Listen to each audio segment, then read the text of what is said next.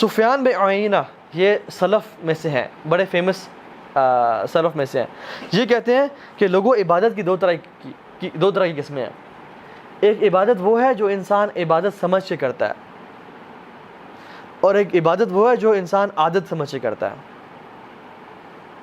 جو عبادت انسان عبادت سمجھ کے کرتا ہے نا، اس کی عبادت کا زندگی میں رنگ بھی نظر آتا ہے، اور اس کی زندگی میں اس کی وجہ سے سکون بھی نظر آتا ہے.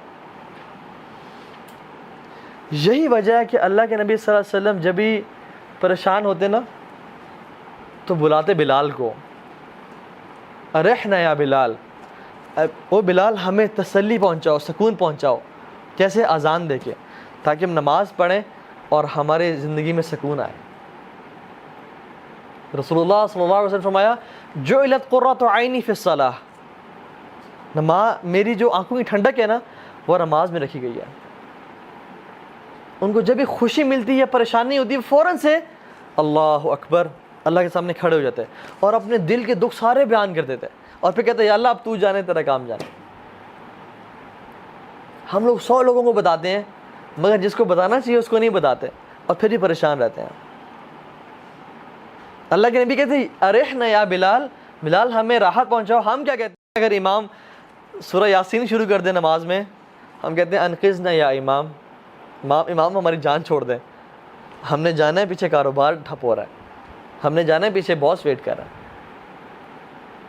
ہم کہتے ہیں ہماری جان چھوڑیں تاکہ ہمیں راحت پہنچائیں تلاوت چھٹی کر کے. لیکن اللہ کے نبی صلی اللہ علیہ وسلم نماز میں کھڑے ہوتے ہیں اور کہتے ہیں ارحنا یا بلال، اے بلال آزان دو اور ہمیں سکون پہنچاؤ. یہ ان کی عبادت تھی، ان کو اس میں سکون اور لذت محسوس ہوتی تھی. اسی طرح سے جو شخص عبادت کو عادت سمجھ کے کرتے ہیں، اور ایک واقعہ ہے وفی قصص العبر، قصوں میں نا عبرت ہوتی ہے، لیسنز ہوتے ہیں. ایک امام نے نماز پڑھائی اور نماز میں 3 رکعتیں پڑھا کے عصر کی نماز سے سلام پھیر دیا. تو سب لوگ خاموش رہے، پہلی صف، دوسری صف، تیسری صف سے ایک بندہ کھڑا ہوا، امام صاحب آپ نے 3 رکعتیں پڑھائی ہیں.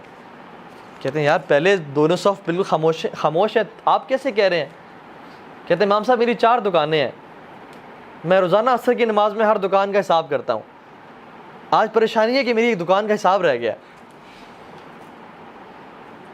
میری دکان ہی چھوٹ گئی. آپ نے کیا کیا؟ آج میری دکان رہ گئی ہے. اس بندے کو نماز میں بھی ٹینشن کیا کہ میری ایک دکان کا حساب رہ گیا. اس طرح سے مجھے پتہ چلا. اور سبحان اللہ ہماری نمازیں دیکھیں انفارچونیٹلی کیسی ہیں کہ اگر امام بھول جائے تو ہم کہتے ہیں ہم کہاں تھے. نماز کے شروع میں ہم نماز میں ہوتے ہیں اور سلام پھرتے وقت نماز میں ہوتے ہیں، بیچ میں ہماری روح اور ہماری سوچیں کہاں ہوتی ہیں واللہ تعالی اعلم. کہاں گھوم پھر کے، کبھی آفس ہوتی ہے، کبھی جاب، کبھی یونیورسٹی، کبھی گیمز میں ہوتی ہے، کبھی سکورز میں ہوتی ہے، کبھی پب جی میں ہوتی ہے، کبھی فورٹ نائٹ میں ہوتی ہے، کبھی یوٹیوب میں ہوتی ہے، کبھی کہاں ہوتی ہے.